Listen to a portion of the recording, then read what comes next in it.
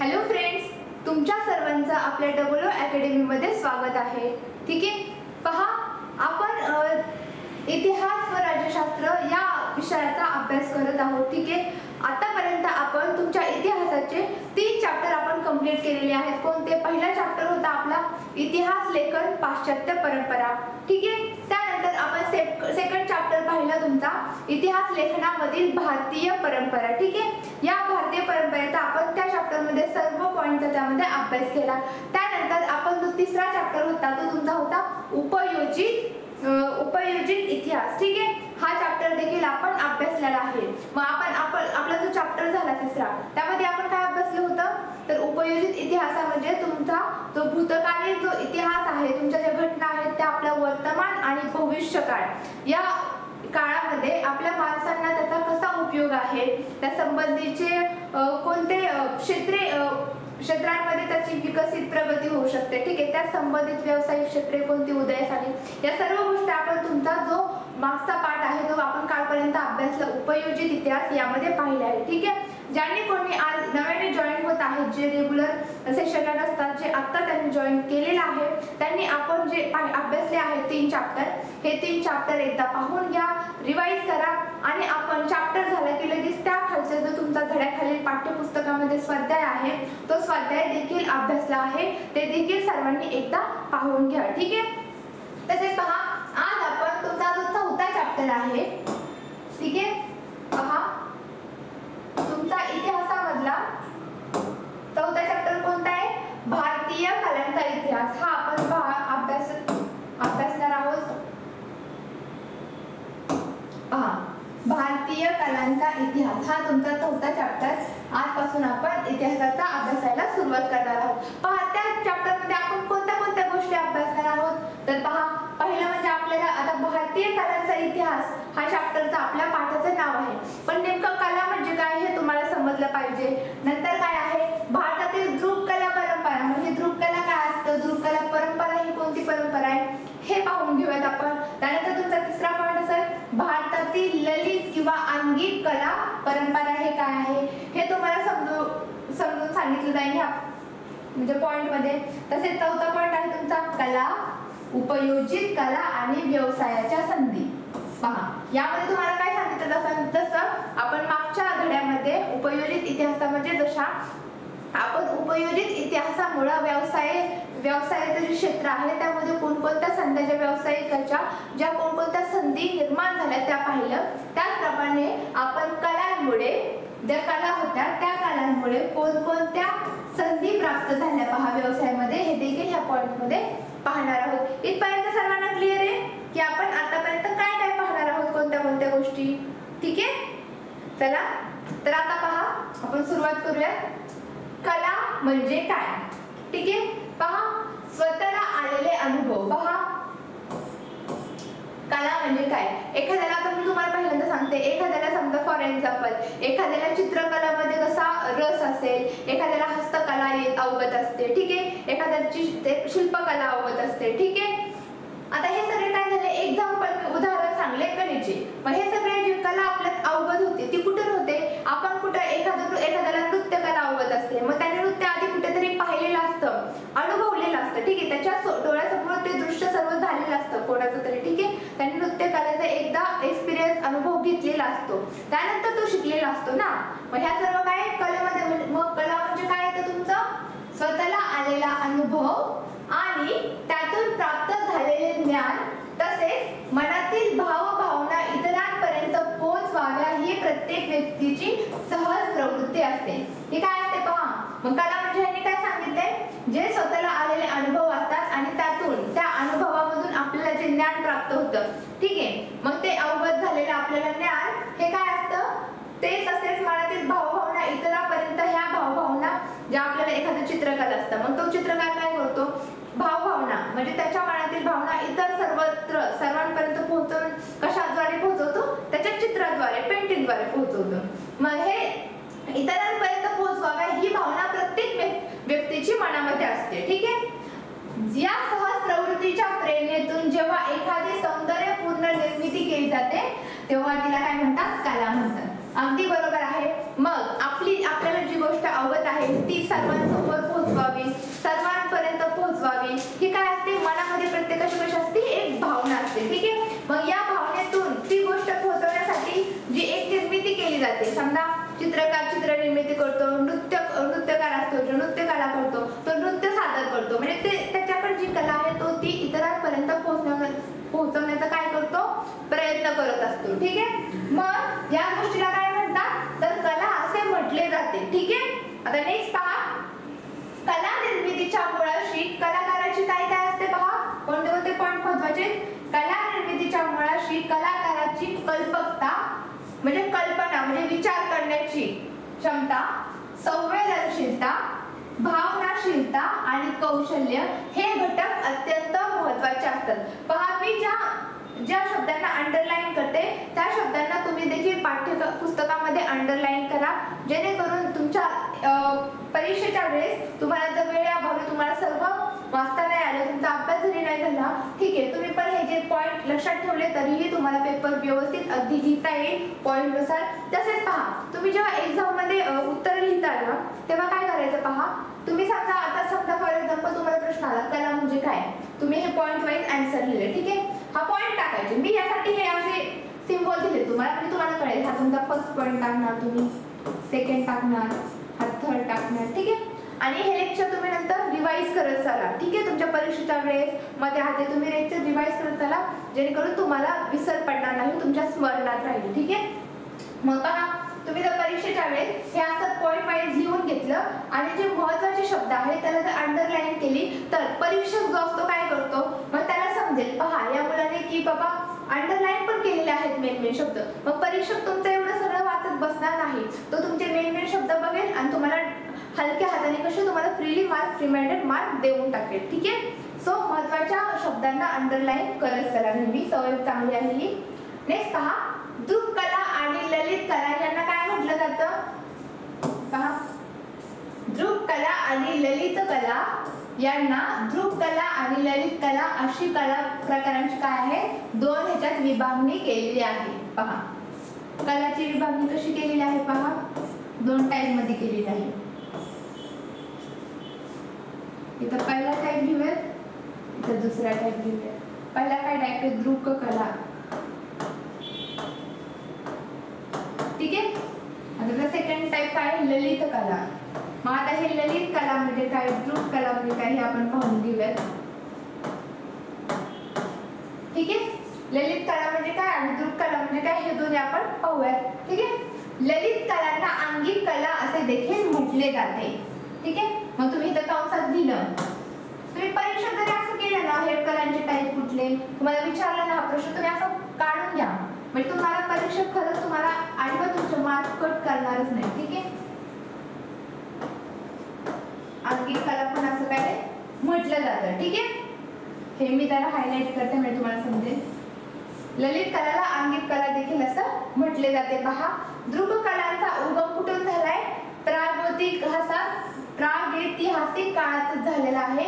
हे दर्शवणारे अनेक कला नमुने जगभरातील अश्मयुगीन गुहांमधून प्राप्त झालेले आहेत. पहा म्हणजे काय म्हणता येते की हे पुरावे कुठून मिळाले की पहा ध्रुव कलाचा उगम प्रागैतिहासिक काळात झालेला आहे. याचे जे पुरावे आहेत ते कुठून मिळाले आहेत आपल्याला, अश्मयुगीन गुहांमधून. पहिले जे अश्मयुगीन गुहा असायच्या त्यामधून आपल्याला याचे पुरावे प्राप्त झालेले आहेत की हे ध्रुव कलाचा उगम कधी झाला ते, ठीक आहे.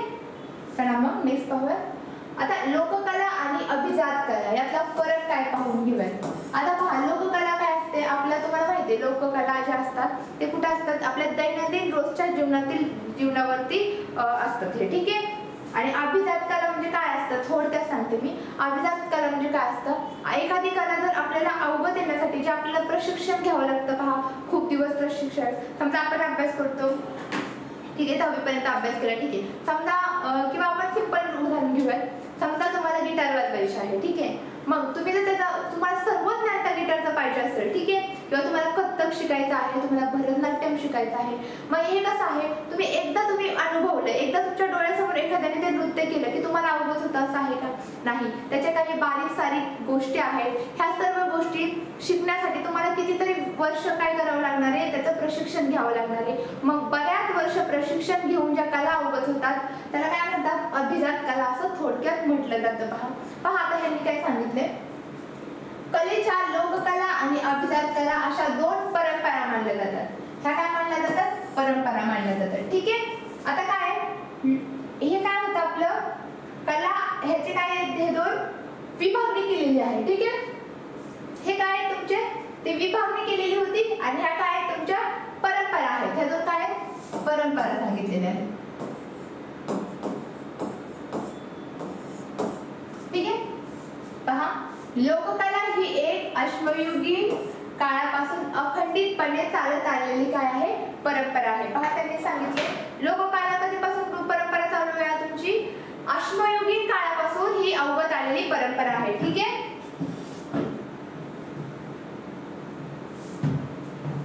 पहा अजून काय म्हणतात ते, तिचा आविष्कार हा लोकांच्या रोजच्या पाहण्या आता सांगितलं लोकांच्या रोजच्या जगण्याचा एक भाग असतो. कशाचा, लोककलेचा आविष्कार कधीपासून, पहा तो एक रोजच्या जगण्याचा भाग असतो लोकांचा. ठीक आहे. कोण, लोककला तुमची. त्यामुळे या परंपरेतील अभिव्यक्ती अधिक उत्स्फूर्त असते. पहा. ठीक आहे. लोकांच्या मनामध्ये याचं स्थान पण खूप जवळचं मानलं जातं लोकांना. ठीक आहे.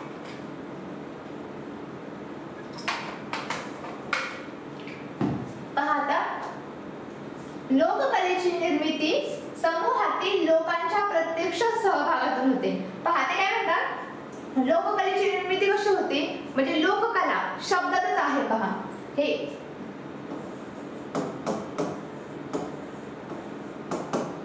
शब्दातच आहे.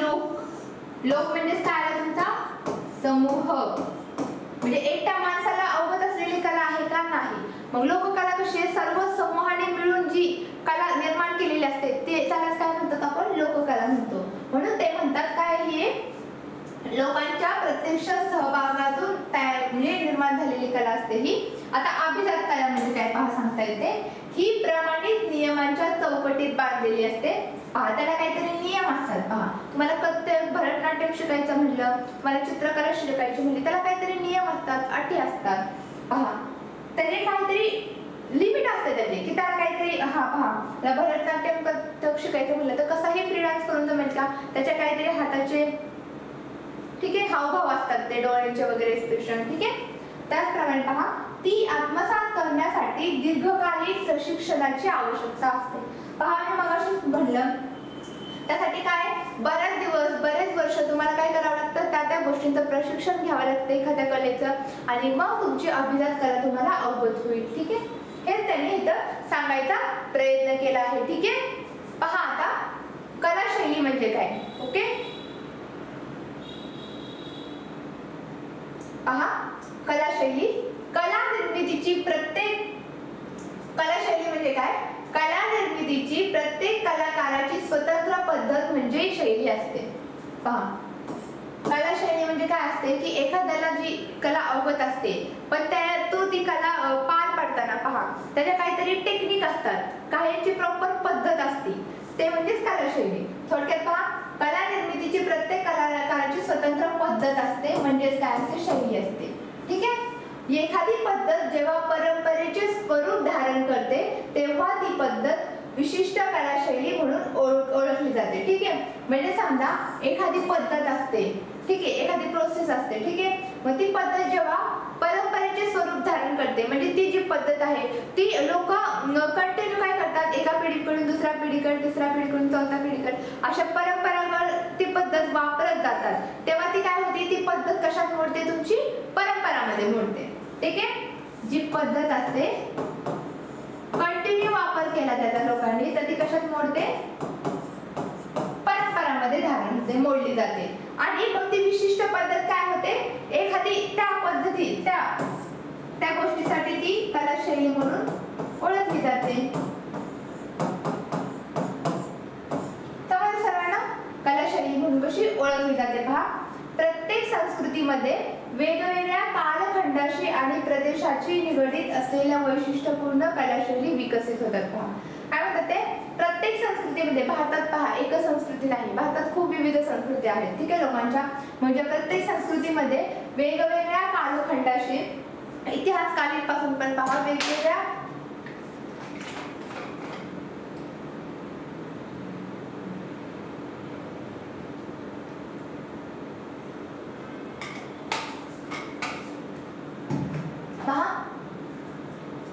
संस्कृतीमध्ये वेगवेगळ्या कालखंडाशी आणि प्रदेशाशी निगडीत असलेल्या वैशिष्ट्यपूर्ण कलाशैली विकसित होतात पहा.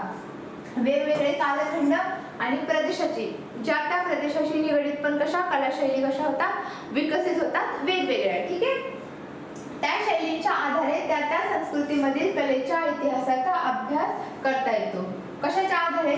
शैली कोणत्या कोणत्या वापरल्या होत्या त्या म्हणजे त्या एखाद्या पर्टिक्युलर संस्कृतीमध्ये ह्या म्हणजे एखाद्या पद्धत ती परंपरा म्हणून अवगत झाली, मग ती काय म्हणून प्रसिद्ध होते? त्या शैली कलाशैली त्या संस्कृतीची कलाशैली म्हणून ती प्रसिद्ध होते. मग त्या संस्कृतीमधील कलेच्या इतिहासाचा काय केला जातो? अभ्यास हा करता येतो पहा. नेक्स्ट पहा मराठी चित्रशैली. काय सांगितलं त्यांनी? मराठी चित्रशैली सांगितली पहा. त्यांनी एक काय दिलेले तुम्हाला एक इमेज पण दाखवलेली आहे पहा. ठीक आहे. कलाशैलीचे उदाहरण म्हणून मराठी चित्रशैलीचा विचार आपल्याला करता येईल. ठीक आहे. नेक्स्ट काय म्हणता येते? साधारणपणे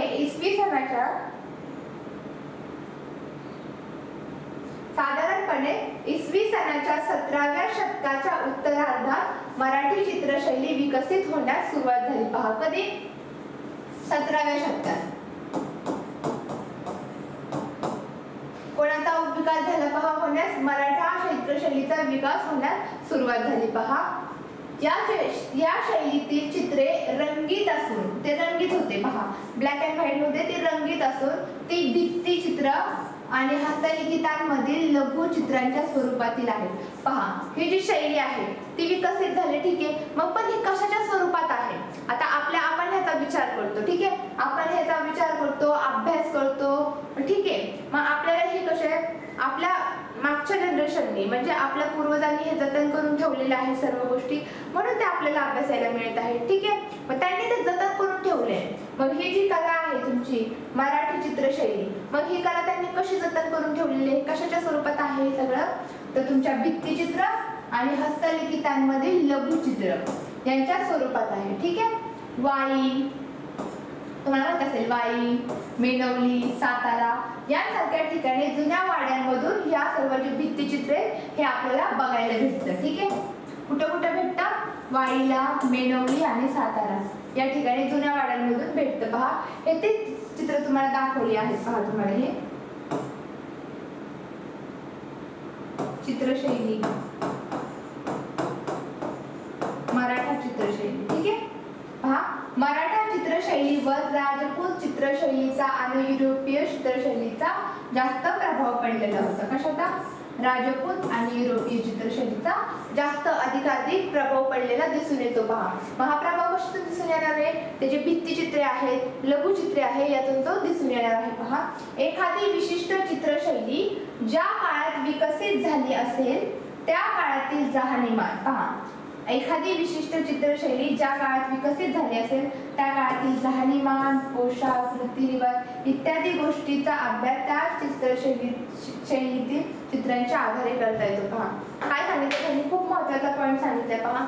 समजा एखादं तुम्हाला चित्र दिसतंय, समजा ठीक आहे. आता हे तुम्हाला चित्र दिसतंय तुम्हाला. ठीक आहे. ही काय आहे? एक चित्रशैली आहे. मग तुम्ही यावरून सांगू शकता आता ह्यामध्ये जी तुम्हाला लोक दिसत आहे मग त्यांचा पेहराव कसा आहे, त्यांचं राहणीमान कसं आहे, त्यांचा किंवा त्यांचा पोशाख कसा आहे, तसेच पहा त्यांचे रीतिरिवाज कोणते आहेत पहा.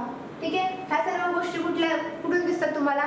जे त्यांनी कलाशैली जी आहे त्यांची त्या काळात ज्या ज्या चित्रशैली विकसित झाल्या आहे त्याच्यातून आपल्याला काय दिसतं? ह्या सगळ्याचा आपण अभ्यास करू शकतो ना.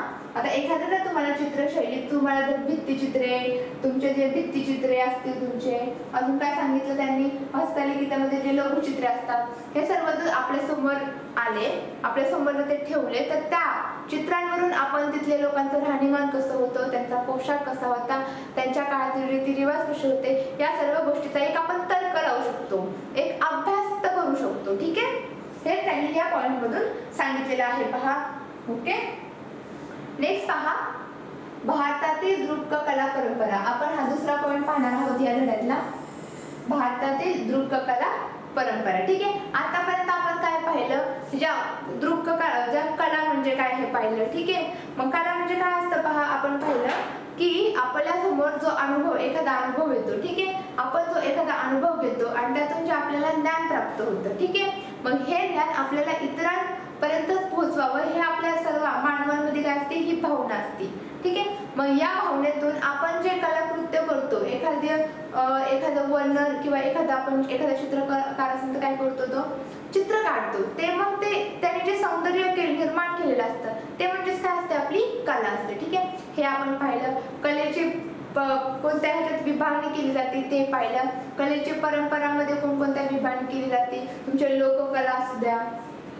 ठीक आहे, पहा आपण लिहिलेलं पण होतं परंपरा. पहा परंपरा कशा कशामध्ये केली जाते तुमची, पहा लोककला आणि अभिजात कला ह्या दोन काय आहेत, परंपरा आहेत. आणि विभागणी कशामध्ये केली जाते तुमची, दृक्कला आणि तुमची ललित कला ह्या दोन मध्ये विभागणी केली जाते. पहा प्लस काय सांगितलं, ललित कलाला काय म्हणतात, अंगिक कला हे देखील असं देखील म्हटलं जातं. पहा हा तुम्हाला एमसीक्यू रिकाम्या जागाला सुद्धा येऊ शकतो की ललित कलाला अजून कोणती कला, डॅश कला असे म्हटले जातात. मग तुम्हाला उत्तर आलं पाहिजे, ललित कलाला अंगिक कला असे म्हटले जाते. ठीक आहे, पहा आता आपण पाहणार आहोत भारतातील दृक्कला परंपरा. पहा दृक कलांमध्ये चित्रकला आणि शिल्पकला यांचा समावेश असतो. ठीक आहे, यांनी सरळ सरळ सांगितले दृक कला म्हणजे काय असतं थोडक्यात तुमचं, त्यामध्ये कशा कशाचा समावेश असतो, तुमची चित्रकला आणि शिल्पकला या दोन गोष्टींचा समावेश असतो. पहा त्यामध्ये काय होतं, चित्रकला इत्यादी चित्रकला असू द्या, तुमची शिल्पकला असू द्या, यामध्ये काय होतं, चित्रकलामध्ये चित्र काढले जातात. ठीक आहे, निर्माण केली जातात. शिल्पे काढली जातात शिल्पकलामध्ये. मग ह्या दोन गोष्टी कशा ह्यामध्ये दाखवल्या जातात, रेखाटली जातात. पहा उदाहरणार्थ निसर्गचित्र, वस्तुचित्र, व्यक्तिचित्र, वास्तूंचे आरेखन जातात, म्हणजे आरेखन काढले जातात. पहा म्हणजे निसर्ग चित्र हा चित्रकलेचा प्रकार आहे. निसर्गाचं चित्र काढलं जातं. व्यक्तिचित्र म्हणजे व्यक्तीचा एखादा जो महामानव होऊन गेलेले असतील, जे थोर व्यक्ती होऊन गेलेले असतील, त्यांचं चित्र रेखाटलं जातं, त्याला व्यक्तिचित्र म्हणतात. वस्तुचित्र वास्तूंचे काढलेले जातात जे चित्र. ठीक आहे, त्यासाठी शिलाखंड, भिंती, कागद, सुती किंवा रेशीम कापडाचे फलक, मातीची भांडी यांसारख्या माध्यमांचा उपयोग केला जातो. यासाठी कशाचा उपयोग केला जातो, पहा ह्यांनी सांगितले. मग हे चित्राचं रेखाटन पण कुठं केलं जातं, हे चित्र काढले जातात. ठीक आहे, हे चित्रकला आणि शिल्पकला मधून भारतातील दृक्कला परंपरा आपल्याला आढळून येते. ठीक आहे, मग यासाठी वापर कशाचा केला जातो, कशाचा झालेला होता, पहा तुमचा शिलाखंड, भिंती असेल, कागदावरती किंवा सुती किंवा रेशीम कापडाचे फलक असतात की नाही बघा, त्या फलकावर मातीची भांडी तुमची यांसारख्यावरती हे रेखाटलेलं तुम्ही बघू शकता. ठीक आहे, उदाहरणार्थ त्यांनी उदाहरण पण दिले. पहा अजिंठा लेण्यातील बोधिसत्व पद्मपाणीचे भित्तिचित्र.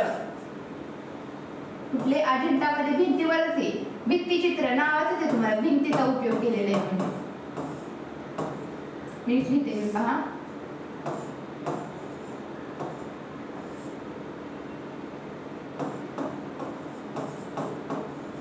हे भित्तिचित्र कुठे रेखाटायला ह्याला उपयोग कशाला केलाय, भिंतीचा.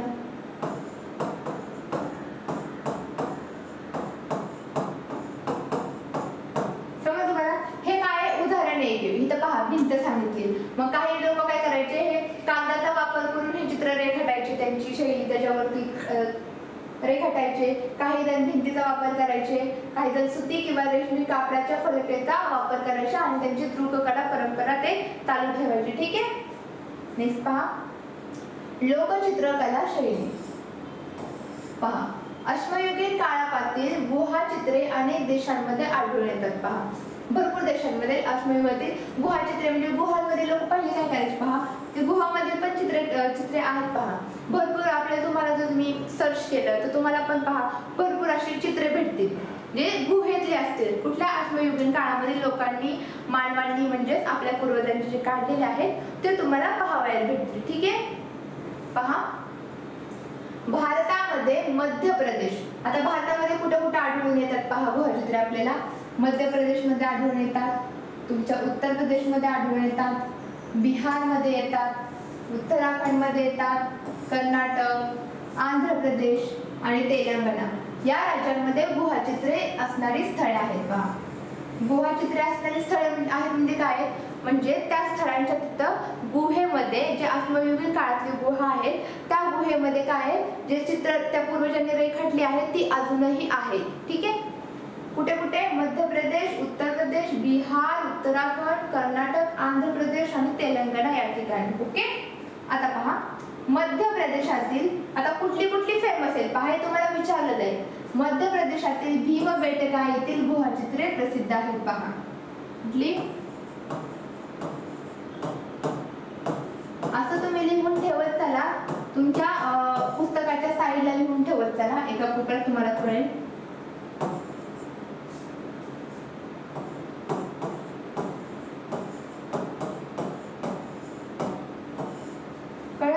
मध्य प्रदेशातील भीमबेटका येथील गुहाचित्रे कसे प्रसिद्ध आहेत पहा. भीमबेटकाचा समावेश जागतिक सांस्कृतिक वारसा स्थळांमध्ये करण्यात आलेला आहे पहा. आपण पहा मागच्या आपला जो उपयोजित इतिहास हा धडा होता, आपण त्यात एक पॉइंट अभ्यासला होता की काय करायचे, युनेस्को ही जी जागतिक संघटना होती तिने काय केलं, हे आपलं जे आताचे जे इतिहासकालीन जे वस्तू आहेत जी ठीक आहे ह्या सगळ्या परंपरा वगैरे हे कसं हळूहळू नामशेष होत चाललेलं आहे. मग त्या संघटनेने काय ठरवलं, त्या जागतिक संघटनेने असं ठरवलं की आपण काय करायचं, एक यादी जाहीर करायची. मग त्या यादीमध्ये काय आहे, मग त्या यादीमध्ये पहा जागतिक सांस्कृतिक वारसाच्या स्थळामध्ये आपल्या ह्या भीमबेटका या स्थळाचा काय समावेश आहे. कशासाठी, येथील गुहाचित्रे प्रसिद्ध आहे म्हणून याचा काय आहे समावेश या यादीमध्ये दिसून येतो पहा. ठीक आहे. चला गुहाचित्रामध्ये मनुष्याकृती काय काय येतं पहा. गुहाचित्रामध्ये काय काय केलं जातं हे त्यांनी सांगितले पहा. गुहाचित्रामध्ये मनुष्याकृती साकारली जाते, प्राणी, काही भौमितिक आकृतींचा समावेश असतो. मग पहा जे आधीच्या मानवाने आपल्या ज्या आधीचे जे पूर्वज होते त्यांनी जे गुहाचित्रे काढलेले, जे अश्मयुगीन काळातील जे गुहाचित्रे आहेत त्यामध्ये त्यांनी त्या गुहाचित्रामध्ये कशाचं पेंटिंग केलेलं आहे पहा. त्यांनी काय काढलेलं आहे, जे मनुष्याकृती होती त्या काळातील मानवांची जी आकृती होती ती आकृती काढायची, त्या काळचे जे प्राणी होते ते काढायचे, परत त्या काळचे जे भौमितिक आकृती ज्या त्यांना दिसायच्या त्या सर्व त्यांना जे जे येत होतं ठीक आहे, मनुष्याकृती, प्राणी, भौमितिक आकृती त्या सगळ्यांचा त्यामध्ये समावेश होता. ठीक आहे. पुराश्मयुग ते शेतीची सुरुवात होईपर्यंतच्या काळापर्यंत या चित्रांची शैली त्यांचा विषय यामध्ये बदल होत गेलेला आहे. कधीपासून, पुराश्मयुग ते शेतीची सुरुवात होईपर्यंतच्या काळापर्यंत पहा. म्हणजे नंतर काय झालं पहा, पुराश्मयुग म्हणजे कधीचा आधीचा युग तुमचा. ठीक आहे. मग त्या काळापासून त्यांनी नंतर काय करायला लागले, ते अश्मयुगातील लोक काय करायचे, आधी पुराश्मयुग त्यालाच म्हणतात पहा. मग त्यानंतर काय हळूहळू अश्मयुगातील लोकांचं काय झालं, हळूहळू त्यांना एक एक गोष्टी कशा समजत गेल्या, त्यांच्यात बदल घडत गेले, नंतर त्यांच्या शेती करण्यास सुरुवात होऊ लागली. ठीक आहे. मग तुमचा जो पुराश्मयुग काळ आहे ते तुमचा शेतीचा काळ जो आहे, शेती करण्यास त्यांनी सुरुवात केली त्या काळापर्यंत. मग नंतर काय झाले, हळूहळू सर्व गोष्टी बदलत गेल्या. ठीक आहे. मग ते मनुष्यकृती, प्राणी, तुमच्या भौतिक आकृती या गोष्टींचा समावेश होता त्यांचा पहिला गुहाचित्रांमध्ये. पण हळूहळू काय झालं, शेती करायला ते सुरुवात करू लागले. ठीक आहे. मग जे चित्रांची शैली होती, चित्र काढण्याची पद्धत होती, ह्यात पण त्यांचे हळूहळू कसे बदल होत गेले. मग ते काय करायला लागले नंतर, थोडक्यात सांगते तुम्हाला. नंतर त्यांनी चित्र पण काढायला पहा, जे अवजारे वगैरे लागतात ते ज्या ज्या गोष्टी वापरत होते त्याच्या शेतीसाठी ते पण ते त्या चित्रांमध्ये समावेश करू लागले पहा. ठीक आहे. चित्रांमध्ये नवीन प्राणी, वनस्पती यांचा समावेश झालेला दिसतो पहा. तसेच मनुष्याकृतींच्या रेखाटनाच्या पद्धती आणि वापरलेल्या रंगामध्ये सुद्धा फरक होत जातो पहा. मग काय केलं, मी आताच म्हणलं, नंतर हळूहळू काय झालं, त्यांचा जसा जसा विकास होऊ लागला अश्मयुगीन काळापासून, मग त्यांनी काय केलं, त्यांच्या चित्रशैलीत पण तसा आपल्याला फरक जाणवतो पहा. आधी ते काय करायचे, फक्त मनुष्याकृती, प्राणी आणि भौमितिक आकृतींचा त्यांच्या चित्रामध्ये समावेश होता. नंतर हळूहळू काय झालं, शेतीची पद्धत आली. ठीक आहे. सुरुवात झाली. नंतर काय झालं, मग त्यांच्यात जे नवीन प्राणी त्यांना समजू लागले, मग ते नवीन प्राण्यांचा रेखाटनामध्ये ते समावेश करू लागले. तसेच पहा नवीन वनस्पतींचा समावेश करू लागले. तसेच पहा नंतर काय सांगितले त्यांनी, मनुष्याकृतीच्या रेखाटनाच्या पद्धती आणि पहा त्यासाठी मग त्यांच्या कलर मध्ये जे त्यांनी कलर दिलेला आहे त्यात पण फरक जाणवतो पहा आधीच्या काळातून ते नंतर हळूहळू बदलत गेले, त्यांच्या रेखाटनामध्ये कलरमध्ये देखील फरक हा जाणून येतो. ठीक आहे. या चित्रांमध्ये काळा, लाल, पांढरा यांसारखे नैसर्गिक द्रव्यांपासून